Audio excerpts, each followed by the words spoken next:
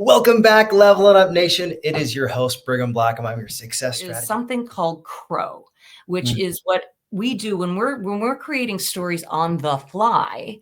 We are using this element. So it's characters, relationships, objective, and where. And what that means is that every story has character. The narrator's moving the story, and that's in my book. It's called Advance and Expand. So we're moving the story along, but then we're stepping in to expand upon the pivotal moments of that scene in their life. Welcome back, Levelin Up Nation. It is your host, Brigham Blackham. I'm your success strategist. And today we have a phenomenal guest, Melissa Reaves. Now, she is someone that talks about story fruition. So instead of me giving her background, I want to have her have the opportunity to say where this entire idea came from, how she got into this, why she's so passionate about it, and she's going to do it in the form of a story. So I'm so grateful to have her on today. Melissa, welcome. Good morning. Good morning. So yeah, tell us your background and what is story fruition? What is your story fruition? Okay. Well, thank you first off for having me here. I appreciate it. This is going to be really fun. So let's see. So as a child, I knew that I was funny at 6, and then I started acting at 9. And so every time I would go to a little school audition, I would always land the lead or at least a significant part. So everyone knew that Missy, that's who I grew up as, had some talent. I don't even know what to do with it. That was my mother. She always had this accent from Oklahoma, and but my father was like, that's a kind of a hobby. What are you going to major in? And I ended up getting into the University of Michigan through the musical theater program. But my father was like, yeah, that's a hobby. So I ended up creating this degree. I kind of made it up along the way. I floated around trying to find my passions, and I ended up taking a variety of classes. And at the time, I did it just because I liked them. I didn't want to commit to one passion, right? So I had social psychology, I had marketing, I loved journalism, and I kept acting alive. And I graduated with this general studies degree. Well, as I became an adult, I had a real career. I was in sales, I was in marketing, I went into advertising technology, I was in startups. And the reason why I was good in startups was I was able to take my acting skills and create vision stories. I could get any buyer that I was talking to see their technology working for them. So I would teach them and so the user goes onto the website and we're taking notes as to what they're paying attention to. And then when they leave your site, we can serve a relevant ad for them. This is early days of behavioral targeting, but to them it was new. They're like, you can what? And so I was able to constantly bring people into the future with vision stories. All right. It was fun. It was great. I was killing it. It was lovely. I mean, I even got as high up as to be working at Oracle in their marketing technology. So it was great. But after a while, it got really tiring. We were no longer just the shiny penny. There was a lot going on. And I think that part of me of, I'm always looking for something new needs to happen. And so I was starting to feel kind of burnt out from it. And this is literally 17 years of being in it. It's not 2 years. Okay. Yeah. And I had been drawn to the Seattle University's business plan competition. I'm standing in the audience and I'm listening to these students, and they're coming forward and they're all fighting for $10,000, and they're going to show the world how we're going to change it with our idea. And every single student did it the typical way that you see when people are presenting as an investor presentation. They started with numbers. They were like 83% of all people, blah, blah, blah, right? 92%. And they were just doing numbers. And as I'm sitting there in the audience, it was like a lightning bolt came shooting down into my head. And I literally punched the arm of the woman who was the director. We had kind of become instant friends. And I'm like, oh my God, I think I can help. I think I can. What if instead of them doing numbers, which aren't very emotional, we turn the problem into a story, with a person having the problem. And that way we can see it and we'd care about it. And she's like, that's kind of a good idea. Let's give it a shot next year. And so she did. And they were my test dummies. I was test driving on them, and it was a hit. I mean, every single student came up and they started doing stories instead of numbers. And I have been, since that time, coaching them for the last 7 years at Seattle U. In fact, tomorrow is their business plan competition. Nice. They're going to be shooting for 20 grand. And they were all trained in the mind movie method to do this. And it grew. I mean, it kept growing. It's like, it wasn't just, me going, I'm going to teach people how to be storytellers in business. It ended up, as I was on my journey, just like when I was at Michigan, I followed it. I felt like I was a little leaf floating in a creek, and every time I would hear the next step and I would answer it. And so that turned into me coaching at Seattle U, to finding my first clients, helping them with their investor decks. And my first client landed $35 million in his Series A.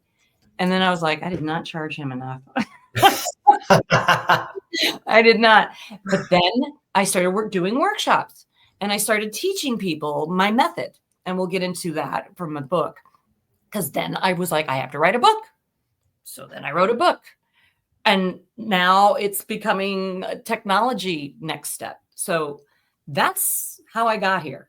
It has been an incredible journey that started really when I was 9, and I realized I was an actor and that acting mattered, and it wasn't a hobby, Daddy.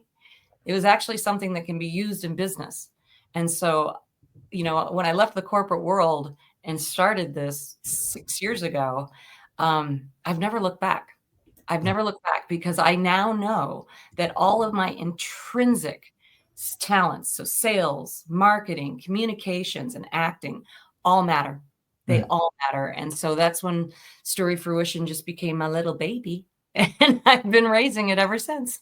That's so amazing. Well, I am so impressed with not only what you've done to gather all these different skills, but how you've packaged it in such a meaningful way.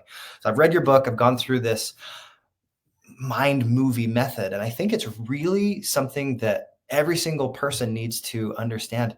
When you are speaking a story, how do you have your audience see it? I love the vernacular of saying a vision story. Mm-hmm. Tell us a little bit how you came up with the mind movie method. I want to hear like the peek behind the curtain kind of idea. How did you find these patterns? Because there's some really beautiful patterns that you bring up, and just great life skills as far as a storyteller that you've revealed in that book. So tell us your behind the scenes. Thank you. Yeah. So the book is called The Storyteller's Mind Movie. Mm-hmm. And during the pandemic, when we were all locked in our homes, because Mother Nature was like, think about what you did, Missy, we were in quarantine. I had already started studying the art form of storytelling with my dear friend, Kent Whipple. And he's brilliant. He was my first storytelling mentor. And he even looked at me after I did my first story that ended up landing on a podcast, a huge podcast.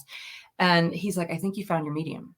Because I was an improv comedy, and I still am an improv comedy actor, but I also, regular actor too. And I didn't want to do stand-up.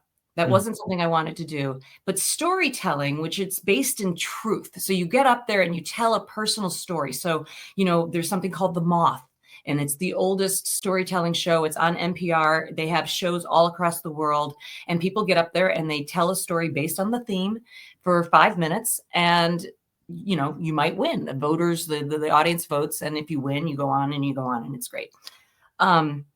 So he taught me storytelling. And then being an improviser, there is something called crow, which is what we do when we're creating stories on the fly. We are using this element. So it's characters, relationships, objective, and where. And what that means is that every story has characters, and every story that you're telling in the world of your own life has characters. You're in it, and there's other people in it. Okay.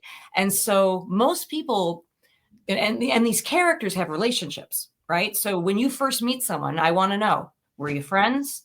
Was it adversarial? What was it like? Okay. And what's the objective of your story? Like, what are the stakes? What's involved here? Is it like, is it life or death? Health or sickness, rich or poor? What are the stakes? All right, guys, every story, a good story has stakes. Anecdotes don't really have stakes as much. Stories have stakes. And then the where is huge. So the where is, where were you in life? How old were you? Where were you spiritually or mentally? Were you depressed? Were you happy? And where were you physically? And so this is all going on in an improv scene, believe it or not. We're doing this on the fly. But I realized, why am I not taking this and teaching this to the business world? Because the business world tends to be untrained in this skill set. They're, most of my clients are actually AI, they're like engineers. They've been STEM based. They know numbers backwards and forwards. And so working with that part of their brain, which is the neocortex, is easy. Like they can crunch a number. I work with data analytics MBA students because they are they're buff in the neocortex. But the limbic system part of our brain is where we see things, and it's very emotional. And so what we want to do is we want to just train that muscle. We want to get those people out of the neocortex gym a little bit and move them over into the limbic system and teach them, like, okay, instead of saying, when we were working at Microsoft, they were very upset with us at first. What do you see when I say that? Not much. What does Microsoft even look like? Right. So people will say, well, I see the logo. Yeah. Right. Okay. How about this? When we first walked into Karen's office, she was the senior vice president of Microsoft's Azure division, and her office could not be cleaner and more pristine. The only thing you could see behind her desk was her awards that she had won. And when we walked in, she said, "Sit down." That's a storyteller's mind movie. Right. And so that's what we're trying to do, is we're trying to teach someone to go from vague and kind of bland and that we can't see it, because your audience is going to respond accordingly. If you're bland, they're just going to go, But if you're vivid, they're going to be like, Right. Right. And that's the difference. And the good news is this is trainable. And it's fun. It's really fun. So trainable. You think about this, like I've had this framework of Crow since I was in middle school. I'd never heard anyone else use it over and over. Like I had, until I read your book, I was like, I'm not alone. And it's so funny because anytime you have a great framework like that, it has legs. And you're like, I shared this in every single acting class that I ever taught, because I taught for 7 years, and I absolutely loved connecting with these theater kids that you share that skill set and they can use it in any other class when they're using a story. Every single conversation that you have, you can say, well, what's the character here? What's the relationship? What's the objective? Where are we? And it gives a very safe way to immediately step into that visual, into the circumstances that are given. One of the things that I loved doing, this was one of my favorite exercises. You guys can use this. This is, anybody can do this. Was the idea of knocking on a door, and you have someone knock on the door and then answer the door. You ever done that exercise, Melissa? It was a Crow exercise, right? It's how fast can you establish Crow? Usually 5 to 15 seconds, maybe 30 seconds if it took a little bit longer. But this idea that one side of the room, they lined up and they knocked on the door, and the other person had to answer the door. And the way that they knocked and the way that they answered the door would create the character, the relationship, what the objective was, and where they were. So fascinating, the scenes that people would create based on such simple stimulus. That's right. Every single one of our business opportunities with people, it really comes down to how well can you visualize these stories. So I thought you gave a great example. One thing I would love to talk about a little bit more in depth is, how do you take someone that is so focused on that neocortex, the number crunching, and open them up to say, wow, this interpersonal communication stuff is really important. And this is the difference between having your numbers be just data that goes over someone's head and having something hit somebody's heart. There you go. Well, here's the thing. What I love, especially with my neocortex-based clients, is that they're learners. They love to learn, right? And so I start usually with teaching them the neuroscience real quick. Now, I am not a neuroscientist, but I have done the research and I've talked to neuroscientists, and they've confirmed that, like, what I'm saying is true. And when they learned that it used to be left brain, right brain, that's kind of a little bit passe, but let's just use that for a second. So I'll actually show them a picture of the left brain. It's like in a cartoon, and it's black and white, and it's showing numbers and analytics, and they get the concept. And I say, it's reasonable, it's logical, and this is how your brain looks at numbers. Okay. Black and white. But then the right side of the brain, it's literally colorful. There's like all these colors and images. And I joke, I make a mind movie, if you will, of the gym, the limbic system. I'm like, oh, there's music playing. People are hanging out. They're sipping Slurpees. They're having a great time. And that's where we want you to work. That's where we're going to go over there. So they kind of get like an early version of like this storyteller's mind movie image to work with. Mm-hmm.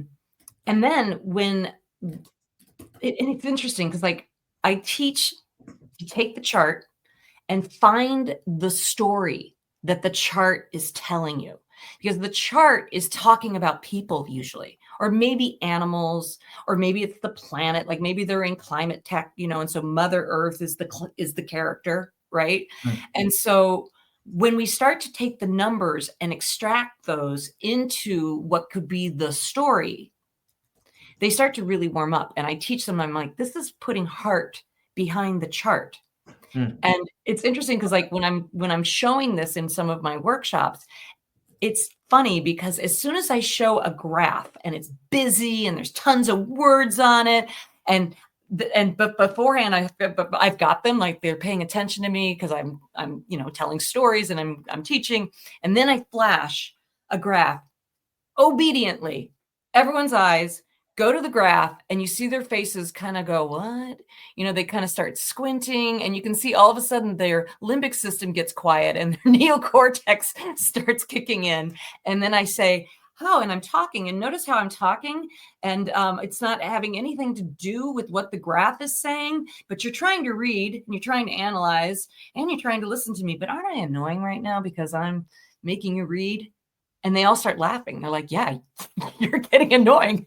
And that's when I go, that's what you're doing in your presentations. Mm. That's what you're doing. And we don't want you to be doing that. We want you to be cognizant of your audience and their experience. And that's, again, where the actor stuff comes in, because actors only care about the audience, really, when you think about it. Yeah. They want you to flip away with them. And so put your stress away, come into our theater, come into our improv show, enjoy it. And that is a game changer for them. They're like, oh my goodness, I've been data dumping all over my audience. No wonder they look bored. Oh my God, they're scrolling before I'm even into the second slide. And I'm like, yeah, they are. And so that's another element, is that, when we give them the framework of Crow, when we teach them how to use the senses, when we show them that the charts are really talking about a story, the charts are telling a story, you're just thinking that the chart is the book. It's not. It's not. So if you can tell the story before you show the chart, or if you don't even need to do the chart, that's the thing. You don't even have to show the chart. You can put the chart in the appendix of your presentation. It's really interesting. And especially for scientists, they get a really like, what do you mean I'm not going to show my chart? But I put so much time behind my data. Like, why? Right. No, and I'm not saying you won't show the chart, but you're going to show it differently. And so that's the other thing that I want to share, is that for presenters and for people in business, you are doing presentations, but there are 3 types of decks, my friends. Okay. And I'm going to teach you real quick what they are. The first one is your internal deck. That's where your data scientists, your analysts, they're grabbing all that data. They're finding all the patterns, right? It's an internal deck that the team will be looking at, and no one in the public's going to be seeing this thing. It's okay. It doesn't have to be beautiful. It just needs to have everyone be able to see it, because they're going to be analyzing. Yeah. The second deck is the deck that maybe you're not there at all, but you've found the stories, you've got your charts, you have your headlines, you understand how it is, and someone who receives that deck can read it and follow it. It still doesn't need to be data dumping, okay? It still needs to be clean. And then the third deck is the speaker's deck. That's the one where less is more, because we want to be listening to you. You're the brilliance. You're the human being. You're the one that's done the work. And now you're communicating that out. And that could be those vision stories. That could be those customer success stories. All of that starts coming into play. And so your slides need to be very cognizant of what the audience's experience is. right? Because we want them to be having that storyteller's mind movie. We want them to be like, oh, I totally see that. Oh my God, this is about homeless people. Oh, I feel so sad. She told that story about that homeless guy out in front of the courthouse and he's got a dog and now I'm worried about them. Oh my God, there are 13,000 people in King County that are like that. Oh, that's putting heart behind the chart. That's using acting skills. That's using the framework, so it's important. It's important. I want us, here's my mission. I want us to demand better presentations, both as the audience and as the presenter. I don't want a presenter to say, I bored them again. I know I don't want that. You're getting up every single day to do the work that you're doing. Let's make it digestible. You know what I mean? So absolutely. Yeah. You are on a mission, just like myself, to save audiences from boring presenters. To really give them an opportunity to accept that information, make it digestible, and then meaningful, and put that heart behind the chart. I love the way you say that. That's such a beautiful expression. One of the things I admire about you is you've been able to take so many of these different skills and simplify them in a codified way that allows somebody else to take that and then use it. You utilize Crow, you use some other, I call them story mining, but what do you do typically when you're helping someone get to their story fruition? This is the origin story, or how they found that passion. What does that process look like for you? Oh, that's interesting. That's a great question, because it is story mining. So when I wrote the book, I did a process. So the first part is story mining. And so you're finding your stories. So when we're finding someone's why story, or their origin story, or what I would call your story fruition, right? I go all the way back to childhood, to be quite honest, because there's I like my own story. I knew I was funny at 6 and I started acting at 9, right? And then, so I do that. And what you want to do is, that's where my journalism part of my degree comes in. It's like we come in and we're asking questions. So we're going to start teaching them through the story mining. So when they say, well, my grandmother was one of the most important people in my upbringing. Okay, great. Describe her. What'd she look like? And they're like, well, she was really tiny. She got red hair and she never stopped talking. Oh, okay, great. All right, good. And I was in her kitchen. What did her kitchen look like? And they're like, well, it was green and small, but I go, what did it smell like? They're like, well, she always had, believe it or not, canned beets on the oven. And you could always smell the syrup of those canned beets. For some reason, she loved those. And what I'm doing is I'm pulling out all the senses. So here's a hot tip. When you're telling a story, always try to get food into it. Because what happens is your audience starts to smell it and taste it. And now limbic system's working hard. Limbic system is now creating neurotransmitters. So oxytocin, depending on the story, it could be dopamine. I mean, this one's probably oxytocin. And so I start teaching them that. So we're interviewing them and finding all these things. And then we got the story. We've got the framework of the story. The improv skills come in. All of my coaches, by the way, are not all of them, but most of them are from my improv troupe. They're actually also improvisers. And so we're so trained in how to tell a story quickly. So we take their story and then we start using it as the mind movie method on the fly.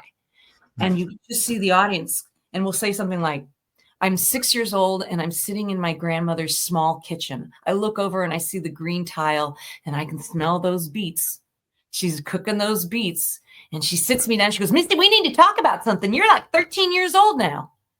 And, I start telling the story. I'm not going to tell the whole story right now, but we do this, and they're hearing their own origin story.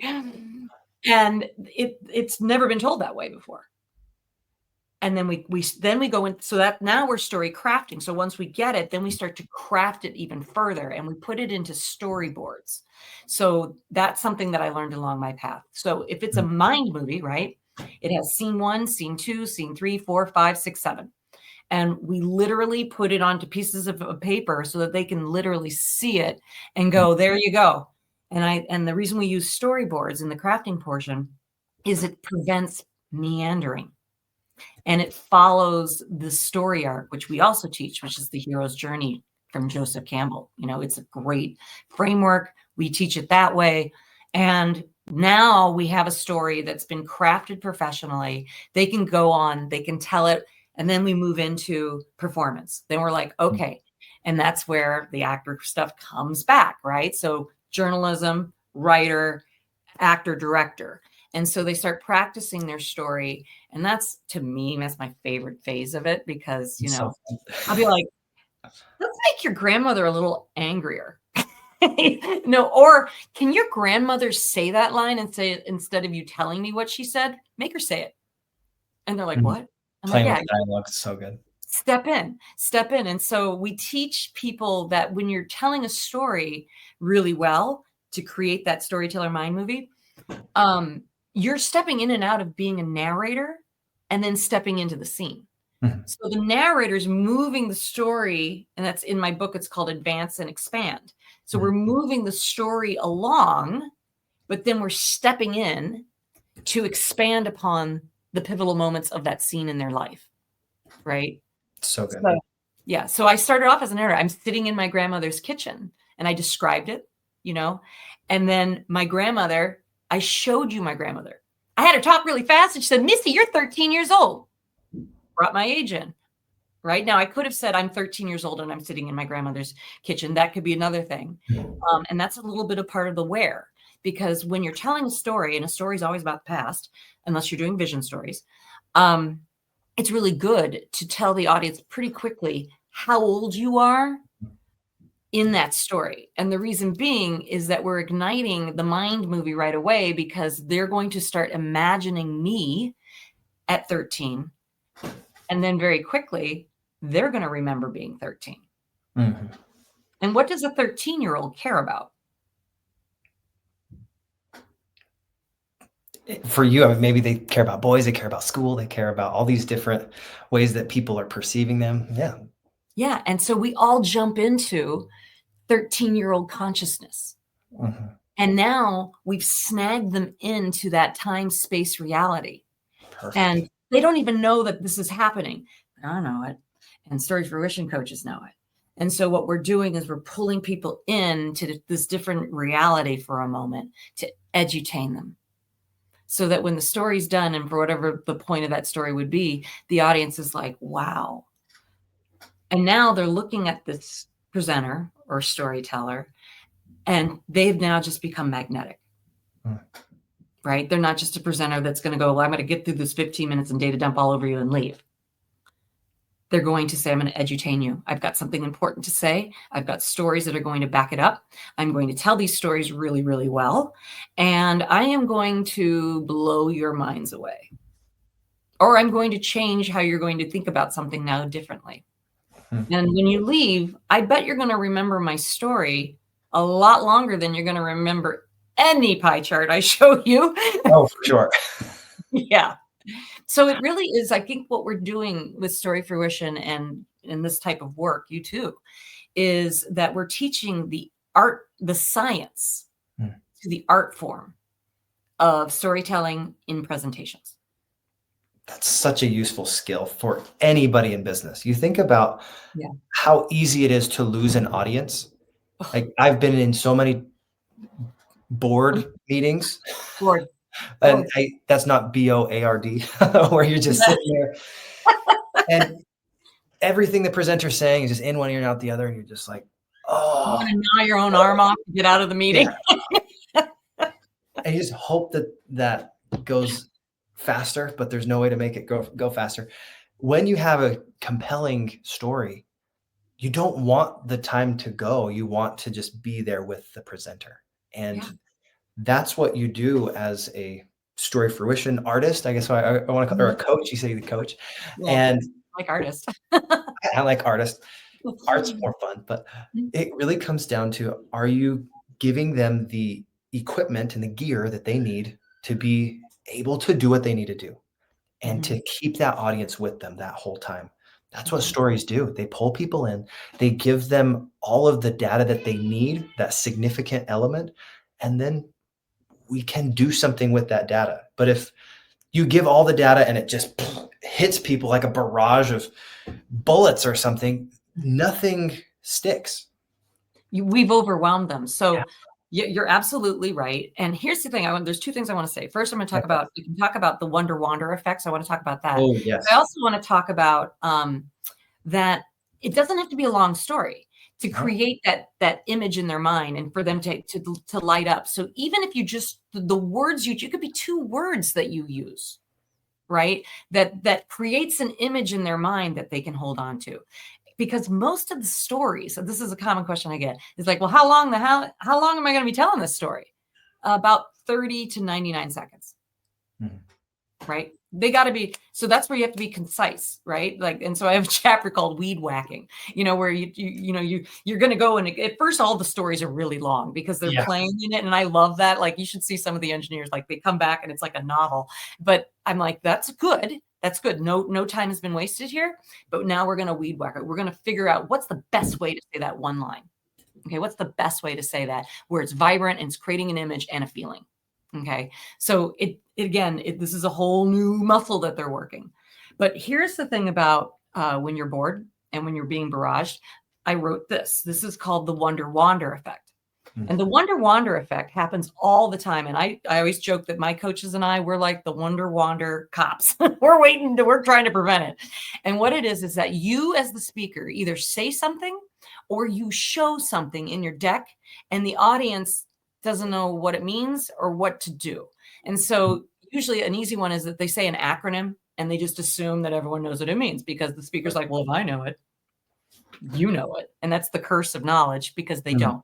Again, it's about the audience. So always before you ever say any acronym, like you don't even assume like people know what ROI is. You say, if you're going to be investing and you're looking for a return on investment, the ROI that we would bring you, see, how hard was that? That was so easy to do instead of just because let's say you have someone really young coming in and they're in the room and they don't know what ROI stands for yet. They're going to go, huh? What was that? Do you know what ROI is? I don't know what that is. And now they're wandered away from listening to you. And so now they've wandered away. You're still talking, or you flash something and now everyone's reading it and they can't listen to you anymore because they're trying to analyze and read your damn chart that you're dumping on them. There's now a hole in their consciousness of your message. Okay. Because they're going to jump back on trying to listen to you because the audience is, we're polite. We try to listen to the speaker. Right. And I always joke, it's like they fell off the communication train and they're on the tracks now and they're running to try to catch up with you and jump back on. And meanwhile, they jump back on and they're like, okay, I'm listening again. Okay. They're doing a customer success story. Okay. This will be good. Huh? What did they? Oh, okay. I'm off again. They're off the train. And we don't want that. We don't want that. So you need to know that when, you got to define things, you got to make sure that you're using stories, but there's even other things like this is an interesting one. Movie references. A lot of people will sometimes use a movie reference. And if your audience hasn't seen the movie, it's going to go flat on them. So I'm always really careful. I once had someone say, well, it's like taking the blue pill. And I'm like, the what? And he's like, like in The Matrix. I'm like, I haven't seen The Matrix. I'm like the only person in the world that hasn't seen The Matrix. But here's what happened to me. I was like, with Keanu Reeves. Oh, he's so cute. Oh, and I'm like, Keanu Reeves. If I married him, I'd be Melissa Reaves. That'd be cool. And I'm over here thinking about Keanu Reeves. And he's meanwhile still trying to talk about his financial strategy. And I'm out. I wandered away. That's on him. Absolutely. You think about how simple that type of a fix can be, whether they see that reference or not. You could do like a little GIF. You could do so many different things that contextualize it first. This is something I learned as a language teacher, that if you don't contextualize exactly what it is that you're talking about, you will not be able to clearly communicate in any situation. And one of the things that Crow does is it gives you the context. And when you have the context, you can read more effectively. You can understand what is actually coming to you. And in language learning, there's this idea of making sure that things are comprehensible. Because if it's not comprehensible, that input is actually not valuable because it's just sounds, especially when it's another language. So I speak a handful of languages. I speak Spanish and Mandarin, and I taught Mandarin for years. Oh my And goodness. that is one of the things that you can think about. If you are taking a completely different language or data set and you're trying to translate it clearly to your audience, they have to have reference points that make sense. So in my framework, I talk about you hit the significant elements, and that's cutting out all the fat, kind of like what you're talking about. And then you translate it for your audience.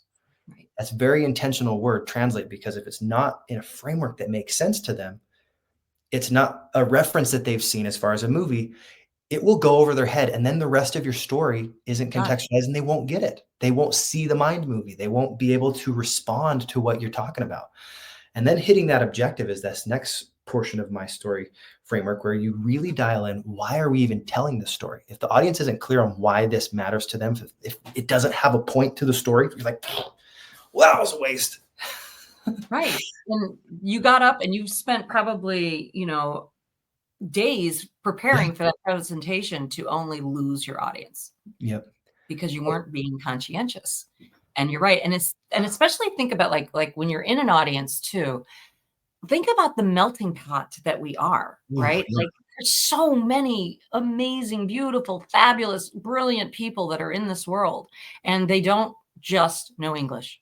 They didn't get raised in America. They're coming here to do something else with their knowledge and culture. So we're not going to be able to nail it 100%. So don't put yourself ever in a perfectionist kind of way.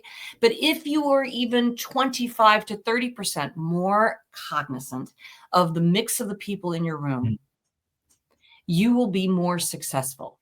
This is not a cookie cutter, like presentations, the way they're being done in business right now, to me is just tragic. It's tragic. And it's an epidemic. The Wonder Wander effect is an epidemic. And I think that we need to give it an antidote. And that is becoming conscious. That is becoming aware of your audience, being, like, as you said, being able to take the numbers and the context and make it relatable for most of the room. And then if you feel like I can't get the whole room, you can always just stop and say, are there any questions here?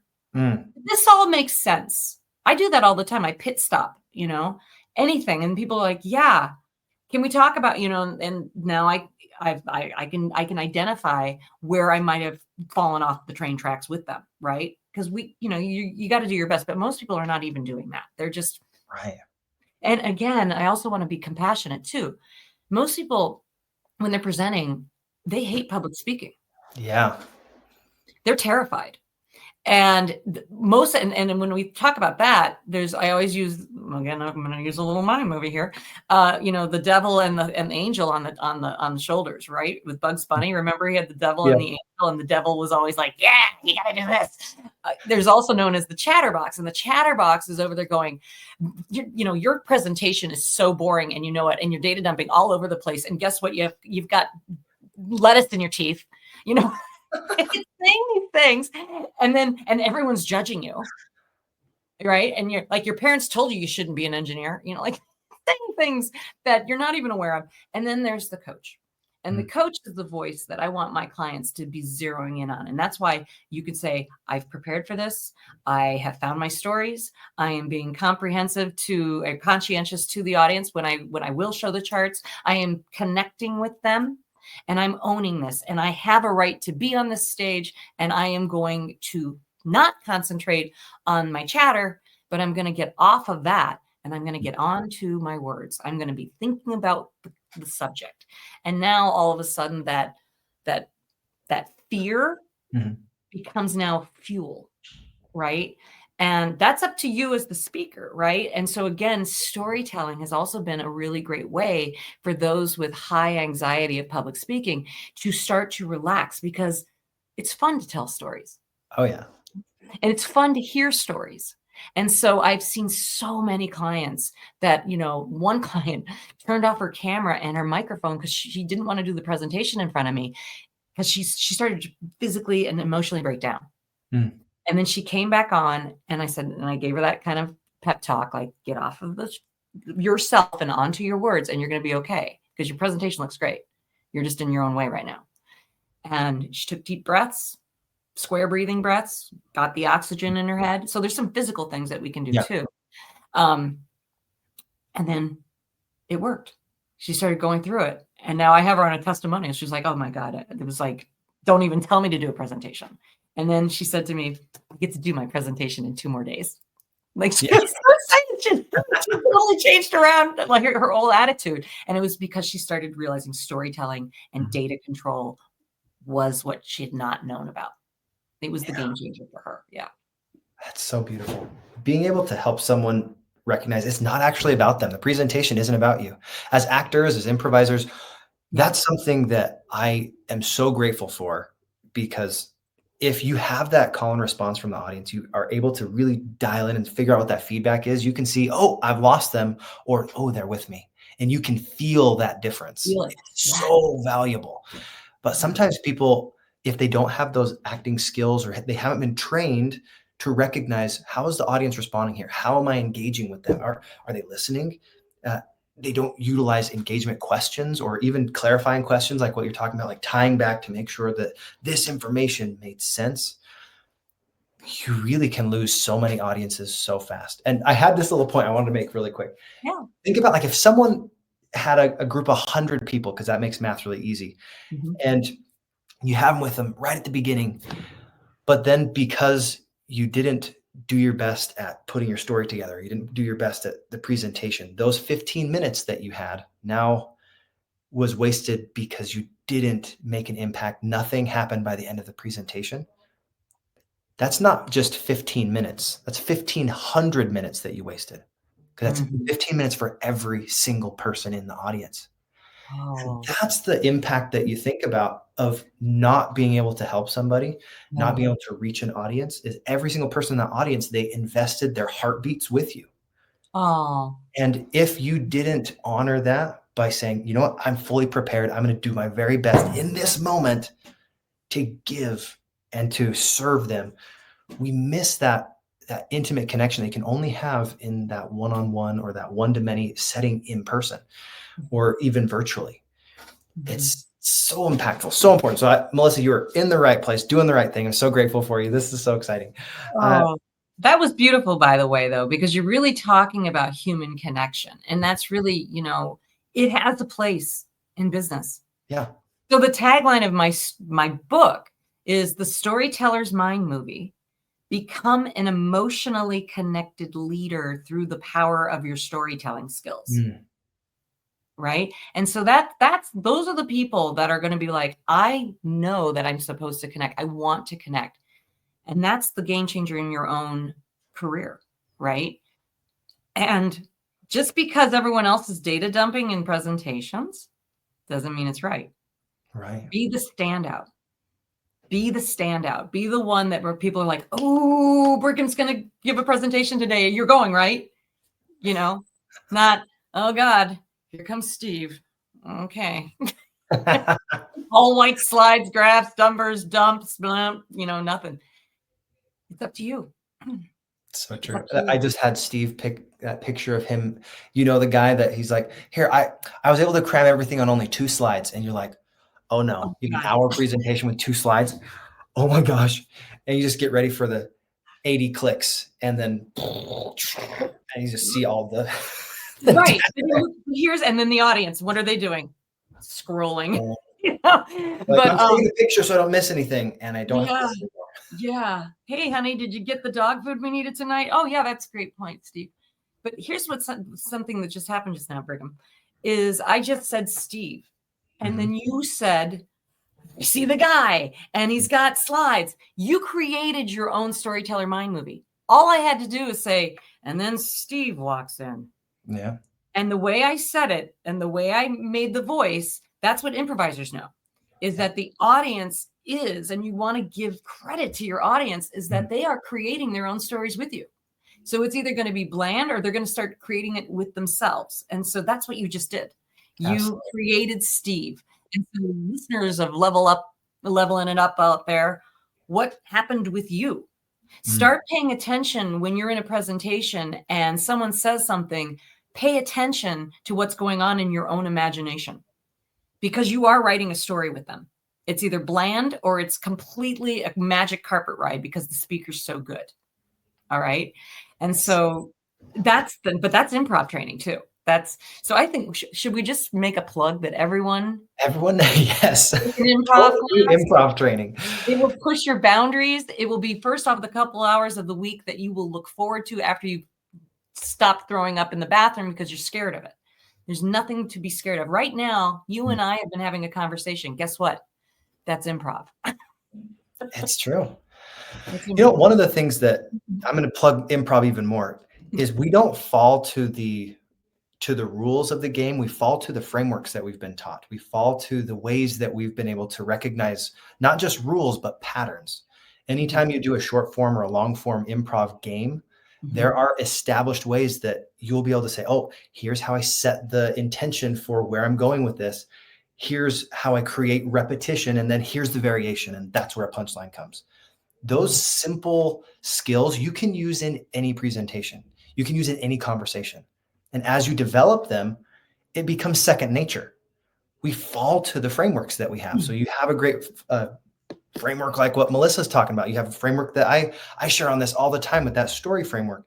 Anytime you have these frameworks, it is a tool, almost like an arrow in your quiver. And you can say, oh, this is the time I can use that. Perfect. And that's right. Those frameworks. Well, you've been working that muscle. You've been working that muscle, and that's really, really key. Yeah, I concur. So everyone take an improv class and don't be afraid of it. Embrace it, because you will change. Because I've had clients, I've sent so many clients and just friends in business, and they're taking classes. And I asked them recently, I said, what are you getting from it now that you've taken improv? And all of them said, I'm a better listener. I'm listening better. And so the same thing about storytelling. Even if it's not a business presentation, you just want to get better at your own storytelling, because guess what? You're a walking storybook and you're telling stories all day long. You're going to learn to teach better. Listen to really good storytellers, right? Listen to NPR. Go to the Moth shows. You know, there's tons of podcasts that are only dedicated to storytelling, right? Listen to it. Pay attention to what's going on in your imagination. Be cognizant of it. Scientists out there, be like, what Steve did, or, you know, what happened with Steve in your mind, right? Black and white. You saw all the thing. You saw him clicking. All I said was, and then Steve walks into the room and you lit up all on your own. Because we created a character. Yeah. And a part of that is in your inflection, in your tonality, in your physiology, how you responded to that. It is all acting skills. All that interpersonal communication and everything that you do to relive that story visually, like auditorily, kinesthetically. And I like the way you said, like, even bring your stomach into it and letting people taste things, all of these different sensations. That's how we take something from being bland data that doesn't actually mean something to having it impact us, hit our heart and be like, wow, that left a ripple. I feel it. And you think about this. This is just going, since we're doing some cognitive things with memory. One of my favorite things is you see, link, and then go. This is in any time you're doing organization of your memory. See, link, and go. I heard this first from someone I had on my podcast. It's a different, simple framework that you can think about. Anytime you see something and you see in all of the different ways that it is, and you link it to your own references, and then you go and use it. It's in the using of that experience that it becomes real.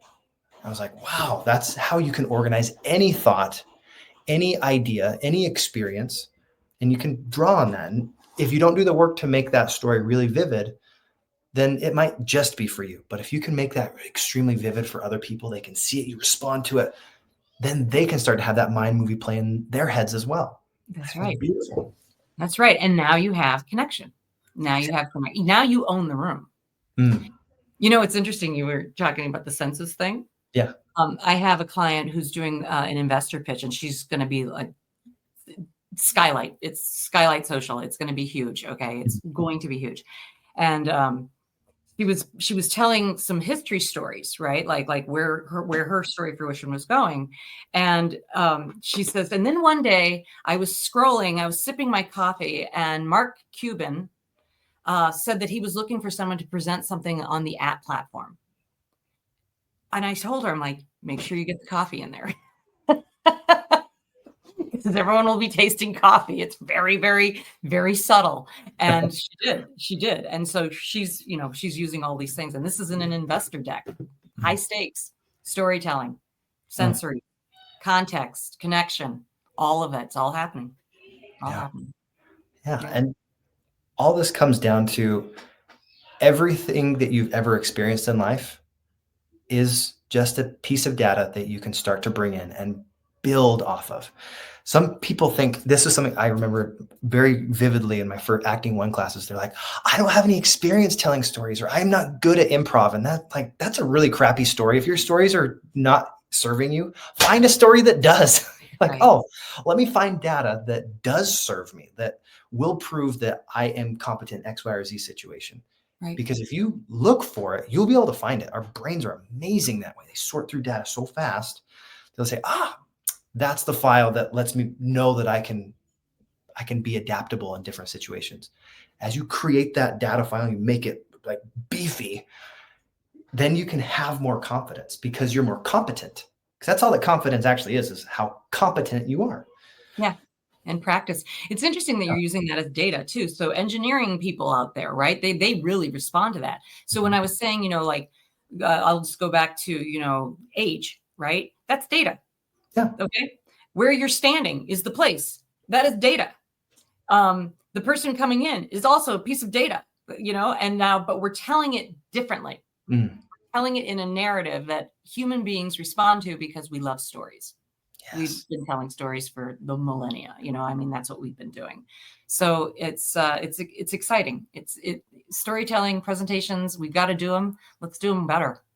Do them better. Done. Hashtag do presentations better. And if you can't do it, call one of us. We'll help you. Yeah. We have quite the framework, and there's lots of ways that, you can get a hold of at least the mind movie method, the storyteller's mind movie method. Because I've got the books, I've got videos, I've got an audiobook. You listen to the audiobook. I listen to the audiobook because that's the way that I like to process information the most efficiently. And you read it very beautifully. Thank you so much for that. Because some people are very boring on audiobooks, believe it or not. It's almost like they've never taken acting classes or improvisational theater.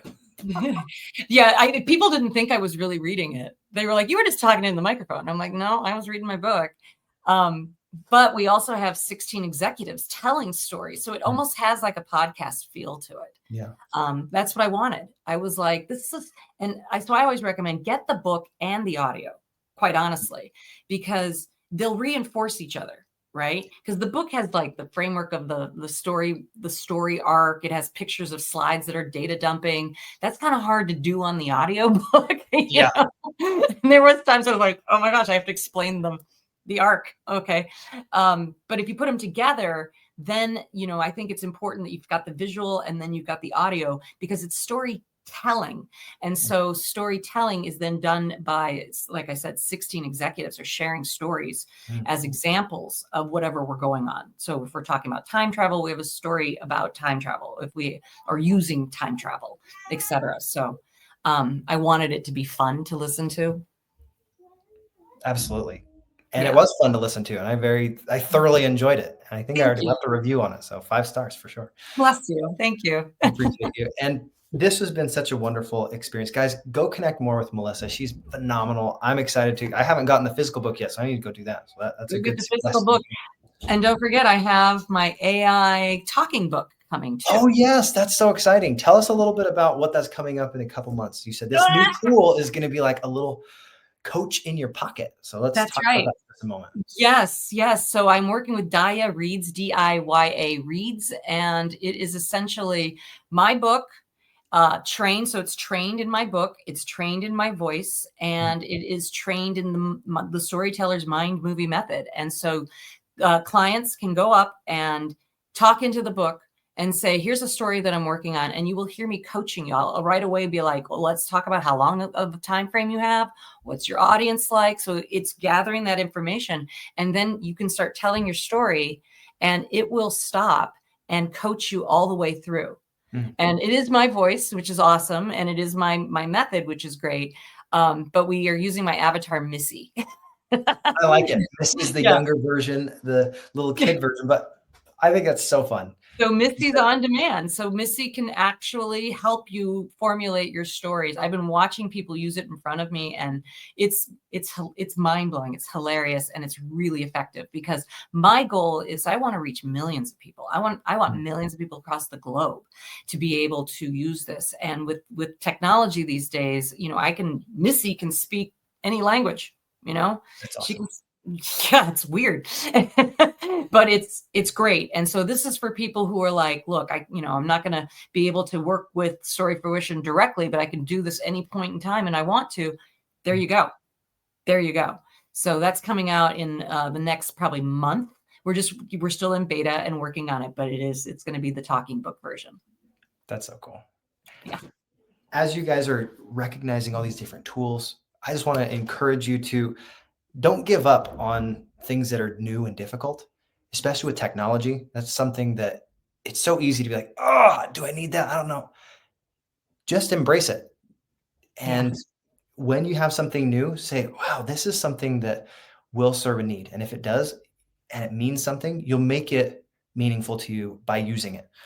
Just like you're learning any language, there is a time where you have to have a little bit of ambiguity in what it looks like, what that means. And then eventually that gap gets smaller and smaller, and then you understand. Right. Take time to contextualize it. Take time to make sure this is useful for you. You don't know if you don't actually use it. So I'm excited to hear your tool a little bit more when that comes out in July. I'm happy to be on your podcast. We can talk a little bit more about it. Maybe even source one of my stories. But, let's play with this.